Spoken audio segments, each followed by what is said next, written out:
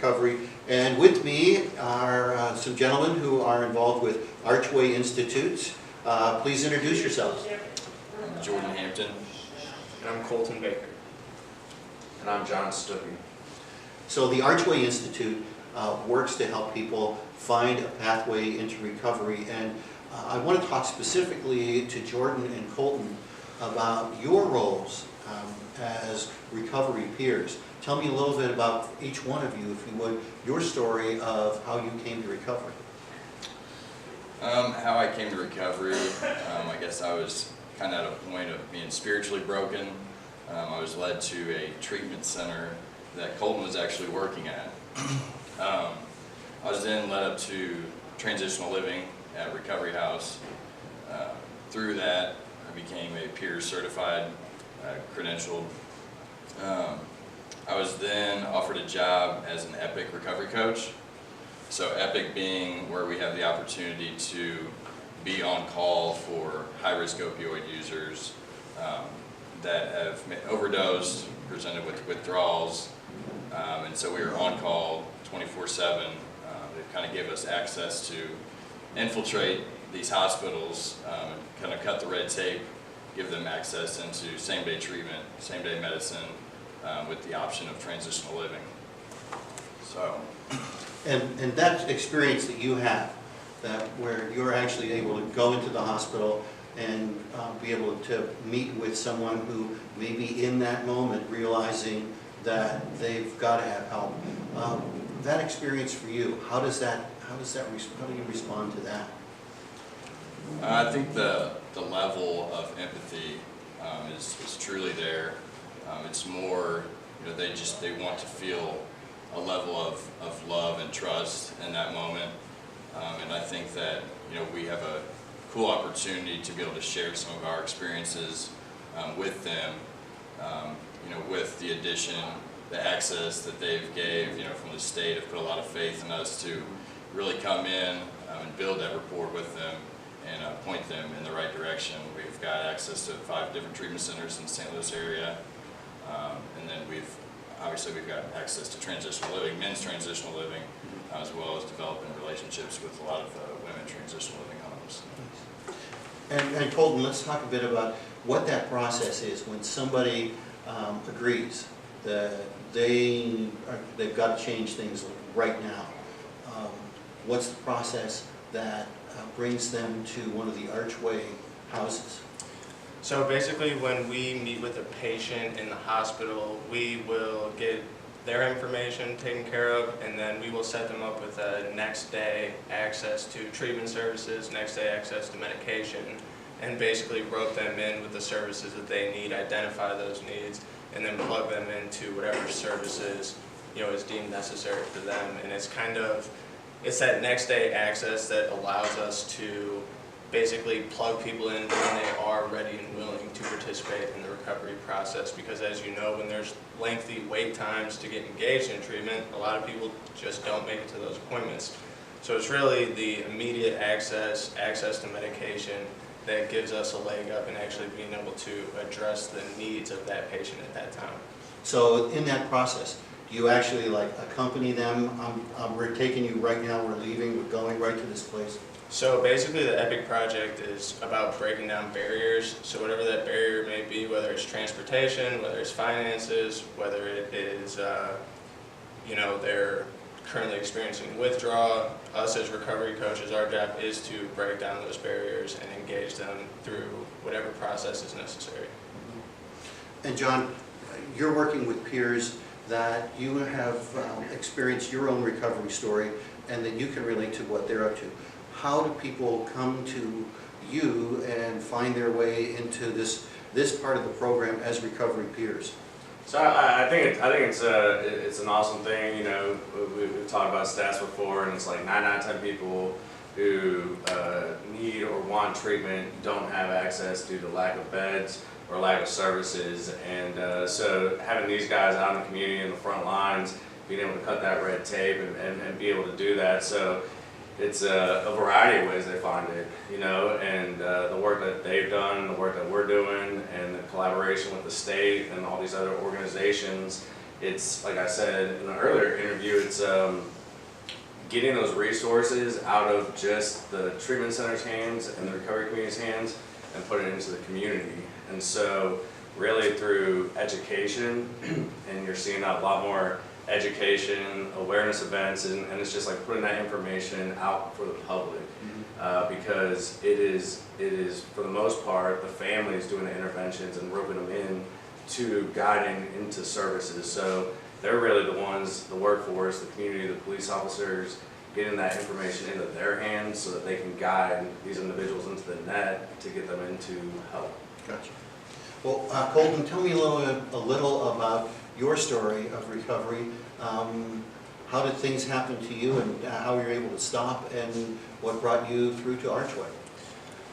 So my recovery process consisted of, I tried a number of different treatment modalities. What ended up being successful for me was I was engaged in medication-assisted treatment. I utilized Vivitrol, extended release naltrexone for roughly 2.5 to 3 years, and I was also connected to transitional living at Recovery House. And so basically it was the added support that transitional living provided, along with long-term medication maintenance, that really gave me the connection and the support that I needed to be successful in the recovery process. And through that process, I was connected with John, I was connected with Archway, and I was connected with transitional living that I'm participating in, managing houses now. And it's basically been it's been a blessing to be involved. What's your day-to-day in dealing with people who are coming into recovery, just fresh into a whole new life, where they've really decided that they've had to change, and you are a part of that change? Talk a little bit about what that interaction is for you with people new to recovery. So, I mean, when a new person comes in, it's kind of identifying their needs, identifying what barriers we can help them with, but in all reality, it's kind of breaking down to them that, look, we're here to help you, we're here to support you, slow it down a little bit, we can get these needs taken care of, let's engage you in the recovery process, surround you with support and love, and we will approach the recovery process at that time. Jordan, let's talk a bit about what's the schedule like. I mean, the people who come into recovery are in need of just some organization and some time to find a pace that's going to be right for their recovery. Talk about what that process may be that you're involved with. Their schedule or our schedule? Well, them working with your schedule. I would say, is 25/8 an answer? I don't know. Yeah, I would say, you know, it's a cool opportunity. You know, we're catching a moment of clarity, right? And that moment of clarity may be at 3 a.m. in the morning. It could be at 3 o'clock in the afternoon. I think that, you know, there's a lot of good people in this community that want to get the education, the awareness out, that there's many that suffer from this disease. Sure. It ripples into the families, and I believe that the right people have been put in the correct position, that have a willingness to go out at whatever the time is. We don't choose when we're suffering. So I think that it's been really special to be part of something that we go out no matter what the time is, and really get to, you know, relate with them in their moment of need and kind of walk with them upward from there. And let's talk for just a minute about what this experience is. This is not an average day. This is really an above average day for people who have chosen that they want help and they're ready to accept it. What is their day like at one of your houses? So I mean, I think it differs from person to person. You know, a lot of guys come from a lot of different walks of life, and they're in a lot of different situations. And I think that's one of the cool things about that type of community setting is that you know, we talk about not judging people where they're at, you know, acceptance, having an open mind, kind of working with people, and we're not here to judge you, we're here to support you. Mm-hmm. And so one of the things, you know, the peers really learn through this process is this is not about us dictating your treatment, this is about us coaching you up and helping you find a quality of life, because obviously we learned the hard way, you know, And you know, everyone probably from an early age, nothing in this recovery process is really anything too much different than what we were told when we were in kindergarten. You know, don't lie, don't cheat, don't steal, be honest, be open-minded, you know, work with people, be good. And so it's really about trying to show them and get them to connect with themselves that this is the way to live. You know, this is a better way to live, because the other way of living is unsustainable. It's not maintainable, and the rippling effect that it has not only on your personal life but on the people that you love, it is in everyone's best interest for you to kind of find this journey. And so what the guys really do is just show love, compassion, and tolerance for people where they're at. And so it's also about connecting them to those resources so that they say, hey, you know what? There is a quality of life for me out there. There is an opportunity for me to live a life that I can maintain and sustain, and I can get my relationships back, and I can see that hope because I see it in you, you know what I mean? And you show me that there is an opportunity for me to make that change and have the life that I want to live, and it's available, because when you're down in that dark place, like, you don't see it. There's no hope for you there, you know? And so when you, like he was saying, when you see that opportunity or that window open up, it's like we need to run and grab it. And really try to rope them in. And you know, one of the things in the past, and this is part of the stigma problem, but relapses, the symptoms of my disease are that I get incarcerated, I get kicked out of my house, I get fired from my job, and I get you know, thrown out by my support network.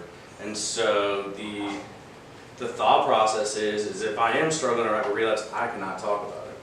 And you know, so we try to provide that community that we can have. The relapses are a good learning opportunity, you know, and that is where we find out and identify where those struggles are and try to work through that process to find a more sustainable plan and corrections and diversions from, you know, what they were doing.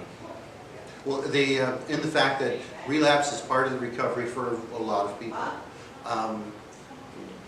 what kind of tough love do you need to offer to people who aren't taking advantage of the resources and who are slow to be aware that it's their choice, it's their life that they've got to make some moves on?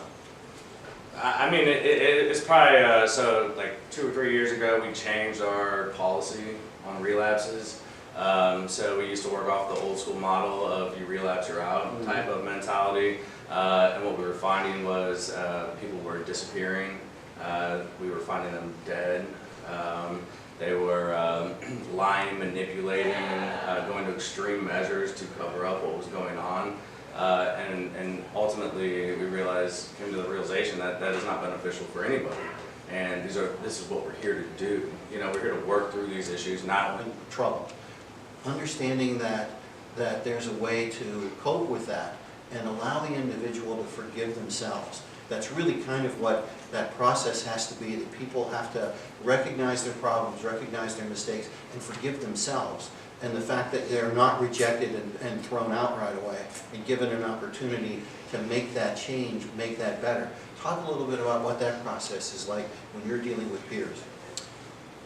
So, you know, there's multiple ways to approach addiction. You know, there's the biological side, and then there's the emotional, psychosocial side. And so when I'm working with an individual and I'm identifying those needs, I want to provide the support necessary on both sides of that. So on the biological side, it's utilizing medications, it's stabilizing with mental health medications, and then on the psychosocial side, it's working with that person to deal with their mental health issues, past trauma, you know, cravings, triggers, things of that nature. And so I'm really just trying to provide a comprehensive approach that really supports that person on all of the needs that are present at the time.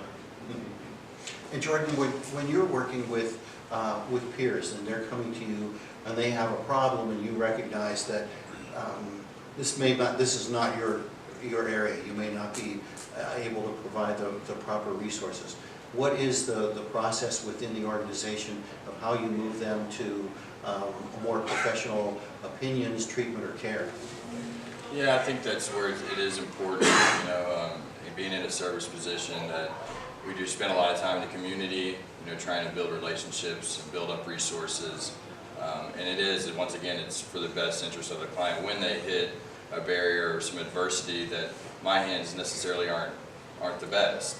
So I think a lot of times it is, you know, sitting with them and letting them know that, hey, I think this is, maybe it's the doctor, maybe it's the psychiatrist, maybe it's their counselor, that why don't we take this issue to them first, then we can discuss what you guys discussed. It is a true peer support role all the way through. It does, on our end, just like it was done for us, it does take some time to sit there and truly listen and empathize and feel with where they're at. But I think being on this side of the spectrum now, it is pointing to the right hand. So, a lot of the time. Well, and let's talk about what happens after the house. That there's a time frame that they are residents, there's a time frame that they're looking to reestablish themselves in the world. What happens on the folks after treatment about trying to find a job and trying to find a place to live? What kind of situations do you help them work through? So I think, like I said, people come from all different walks of life and they have all different types of struggles, and so it's about really kind of working with them and coaching them up into identifying like what is a plan sustainable for you, and how do we develop that, and ultimately how do you carry what you've done up into this point onto that next stage of your life. And so it's, some people stay for a couple months until they get stabilized on different things. Other people have to stay for a number of years and try different paths. So it is, there is no, it is not a dictated plan. We always make the decisions based off of what's in their best interest, not what's in our best interest as an organization or whatnot. So it's about just meeting people where they're at, coaching them up, and trying to provide them with all the supports necessary. So you're looking for a stable support network outside of the houses. So we work really hard to help them try to develop that network outside of the houses in the recovery community. We try to make sure that they're staying tapped in with the treatment team at some level, so like a long-term type of plan as far as making sure that there's accountability and things like that incorporated in, stable financially, so they have financial stability, because that also falls into their emotional stability, and that they are able to take care of themselves and their responsibilities as far as life goes. And then there is the emotional stability, so making sure that they are feeling good about where they're at, what's going on, and basically having plan A to Z if a situation arises. And so, we look at it as a big family, and regardless of whether someone's in the house or not in the house, that family is together, and so we stay there, and we really just want to make sure that these guys know, and everyone knows that there is people out there, and you're never alone in this process, and we, even regardless of how alone you feel, there are people, like Jordan said, that empathize with you and that are willing and wanting to be of service and help you out, no matter where you're at. Right. One of the messages that I received from recovery coach was what they tell people that they encounter, that I can't cure you, but I will walk with you while you find your way into your life. The work that you guys are doing with the Archway Institute, if anyone wants to find out more, what is your website? So our website is www.thearchwayinstitute.com. You can go on the website, fill out applications for information about what is available maybe in your area.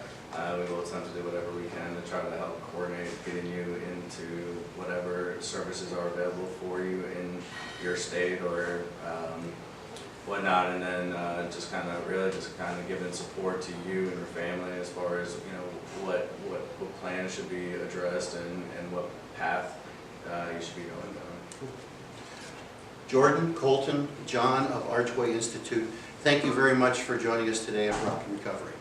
Thank you very much. Appreciate it. Thanks for having us. Thank you for having us.